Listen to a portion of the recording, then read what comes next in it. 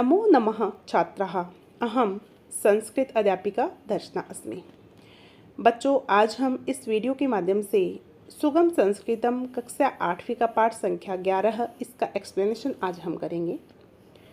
पाठ का नाम है वचनायः फलम, जिसमें चित और चन्यु प्रत्यय का प्रयोग हम सीखेंगे इस पाठ के माध्यम से। तो आइए शुरू करते हैं एक्सप्लेनेशन।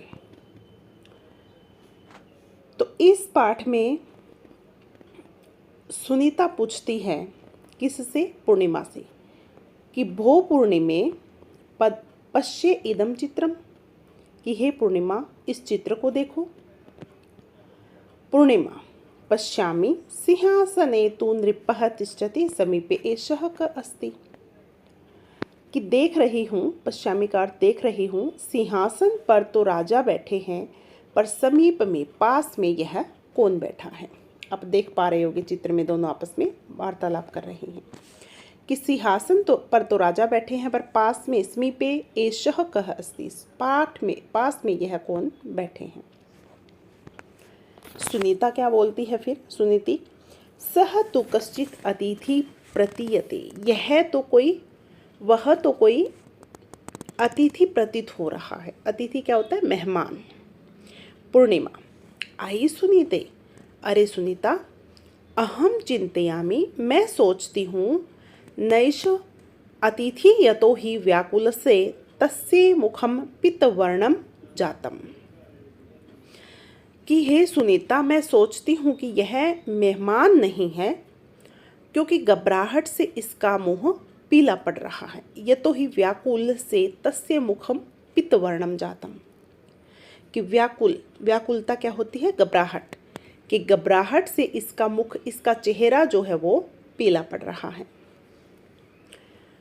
तो फिर सुनीता बोलती है आम अहो आचार्य आगता आगच्छता में पृच्छामा, अरे हाँ चलो, ये आचार्य मतलब शिक्षिका, अध्यापिका आ गई है। आगच्छ आओ, तामेव पृच्छावय, आओ उन्हीं से पूछते हैं। आचार्याम प्रति, आचार्य की तरफ जाते हुए, आचार्य नमावः, आचार्य जी नमस्कार। कृपया वदतु अस्मिन् चित्रे को अयं पुरुषः, कृपया करके आप बताइए कि यह चित्र किसका है। आचार्य आगच्छताम, आओ बैठो, आओ उपविशताम, बैठो। अद्य एतः कथां पठित्वा ज्ञास्यामः, कि आज ये कथा पढ़कर हम क्या करेंगे? इस चित्र के बारे में जानेंगे। ठीक है, इस कथा के बारे में जानेंगे कि ये क्या है क्या नहीं है। दोनों आपस में वार्तालाप कर रहे हैं। एकदा कश्चित् नरपतिः नवीनं भवनं रचयितुम् एवाच्छत्, एक बार किसी राजा ने नया भवन बनवाना चाहा। एतदर्थं सः एकं कुशलं भवनशिल्पिनम् आकारयत्, शिल्पी च अति मनोहरम भवनम निर्मातुमादिशत्, कि इसके लिए उसने भवन बनाने वाले कुशल शिल्पी को बुलवाया और उसे बहुत सुंदर भवन निर्माण का आदेश दिया कि सुंदर भवन निर्माण बनाओ, भवन का निर्माण करो। आदेशं प्राप्य स शिल्पी द्वित्रियः दिनः भवनस्य रेखाचित्रं निर्माय राज्ञ अदर्शित, कि आदेश प्राप्त करके वह उस शिल्पी ने 2 और 3 दिन में भवन का रेखाचित्र होता है ड्राइंग बनाना, ठीक है, नक्शा पास करना। भवन का रेखाचित्र यानी कि मैप बनाकर राजा को दिखाया। रेखाचित्र दर्शनेन संतुष्टो भूपतिः तस्मै बहुमूल्या भवन निर्माण सामग्रीम ऐदाप्येत, रेखाचित्र को देखकर संतुष्ट हुए राजा ने उसे बहुमूल्य भवन सामग्री दिलवा दी, कि भवन बनाने के लिए सामग्री दिलवा दी। शुभ मुहूर्ते निर्माण कार्य प्रारब्ध, कि शुभ मुहूर्त में निर्माण कार्य शुरू हुआ। अनेके कर्म करा कार्य करने वाले बोलते हैं। शिल्पी न चह कार्य नियुक्ता एवं, शुभ मुहूर्त में भवन का निर्माण कार्य शुरू हुआ। अनेक मजदूर और शिल्पी काम में जुट गए। शिल्पी होते हैं मिस्त्री, मैकेनिक, कर्म करा होते हैं मजदूर। स्नाहि भवनस्य स्वरूपम स्पष्टम अभवत्, धीरे धीरे भवन का स्वरूप स्पष्ट होने लगा, बनने लगा। तस्य नगरस्य एकस्मिन् रमणीये प्रदेशे स शिल्पी अपि स्वकीयं गृहं निर्माति स्म। कि उस नगर में ही एक सुंदर स्थान पर वह शिल्पी भी अपने लिए घर बना रहा था। एकेन वर्षेण राजभवनस्य निर्माणम् अभवत्। एक वर्ष में राजभवन का निर्माण हो गया जो राजा बनाना चाहता था। तस्य शोभां विलोक्य दर्शकाः शिल्पिनं प्रशंसन्ति स्म। कि उसकी शोभा देखकर दर्शकों ने शिल्पी की तारीफ की कि बहुत अच्छा बना रहे हो। गृहे प्रवेशः अवसरे नृपतिः एकस्य बृहतः समारोहस्य आयोजनं कृतवान्। कि घर का क्या हुआ कि जो घर बनकर तैयार हुआ तो गृह प्रवेश के अवसर पर राजा ने एक बहुत बड़े समारोह का आयोजन किया। इस अवसर पर अस्मिन् अवसरे सर्वेषां समक्षं भूपति व्यरम् अशिल्पिनः कलाकौशलं प्रशंसे उद्घोषयत्। अहम् अस्मै शिल्पिने एतद् स्वभवनं पुरस्काररूपेण पृच्छामि। इस अवसर पर सबके सामने राजा ने शिल्पी के कला कौशल की तारीफ करके घोषणा कर दी कि बहुत अच्छा भवन बनाया है से घोषणा कर दी। क्या घोषणा की? अहम अस्मै शिल्पिने एतद् स्वभवनं पुरस्कार रूपेण पृच्छामि। कि मैं अपना यह भवन पुरस्कार के रूप में शिल्पी को देता हूँ। यद गृहं शिल्पी स्वनिवासाय अरचयत् मम परिवारः तत्र निवासं करिष्यति।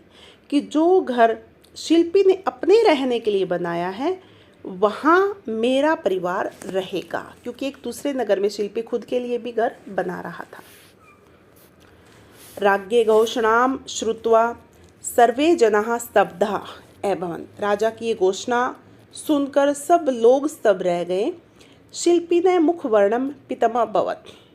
शिल्पी का मुख जो है वो पीला हो गया टेंशन में। आइए देखते हैं आगे क्या हो गया। वस्तुतः भवन प्रीवतेन मबोधः कारणम् इदम् आसीत् यत् दुष्टः शिल्पी राजसामग्रीं स्वगृहे अयोज्यत हीनतरां च सामग्रीं राज्ञे भवने। तो देखिए इसलिए ऐसा हुआ कि भवन की जो सामग्री इसका कारण भवन परिवर्तन करने का कारण क्या था कि यह था कि दुष्ट शिल्पी ने राजा के भवन की जो सामग्री थी वो अपने घर पे लगा दी। अपना भवन जा बना रहा था और राजा के भवन में थोड़ी हल्की क्वालिटी की सामग्री जो थी वो लगा दी।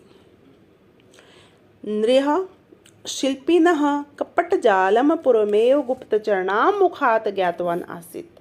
तो शिल्पी के कपट को राजा पहले ही गुप्तचरों के मुख से जान चुका था। देखो हम किसी से कोई भी बात छुपा नहीं सकते, भगवान से तो बिल्कुल नहीं। कहीं भी किसी भी कॉर्नर में होंगे, अगर हम गलत काम करेंगे तो वो देख रहे हैं।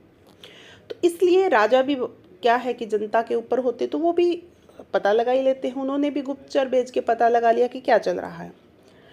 उक्तम ही कहा ही गया है, लोभेन ये नरा मूढ़ः कुर्वन्ति प्रवचनम कदाचित वंचिता भूत्वा ते पर्यान्तयु उपहास्यताम। कि ये मूढ़ा नरः लोभेन प्रवचनम कुर्वन्ति कदाचित ते वंचिता भूत्वा उपहास्यताम पर्यायन्ति। कि देखिए बहुत अच्छी सीख है ये, आप सबको ध्यान में रखनी चाहिए। जो मूर्ख लोग लोभवश होकर दूसरों को धोखा देते हैं, कभी वे लोग भी दूसरों द्वारा ठगे जाने पर हंसी के पात्र बन जाते हैं। जिस प्रकार यहाँ पर शिल्पी ने क्या किया, वो अच्छी सामग्री अपने घर पर लगा ली और घटिया सामग्री राजा के भवन में लगा दी। तो राजा ने क्या किया कि शिल्पी को वो घर जो है उपहार स्वरूप दे दिया और जिस घर में शिल्पी अपने लिए बनाया था वो राजा ने ले लिया, है ना। तो वो ठगा गया। तो इस प्रकार से इस पाठ में कि सुनीति और पूर्णिमा को पता चला कि किस प्रकार राजा के सामने कोई बैठा है और उसका मुख पीला हुआ है, तो उसका कारण क्या है। उम्मीद है आप सबको भी समझ आया होगा। तो बच्चों आज के लिए हम इतना ही करेंगे। अब हम मिलेंगे अगली वीडियो में इसी पाठ के प्रश्न उत्तर के साथ। तब तक बने रहिए लर्न विद दर्शना के साथ और शॉर्ट्स वीडियो भी देखिए। वहाँ पर मैं बच्चों के लिए मोटिवेशनल शॉर्ट्स वीडियो डाल रही हूँ, तो देखते रहिए। आप सभी का बहुत बहुत धन्यवाद। नमस्कार।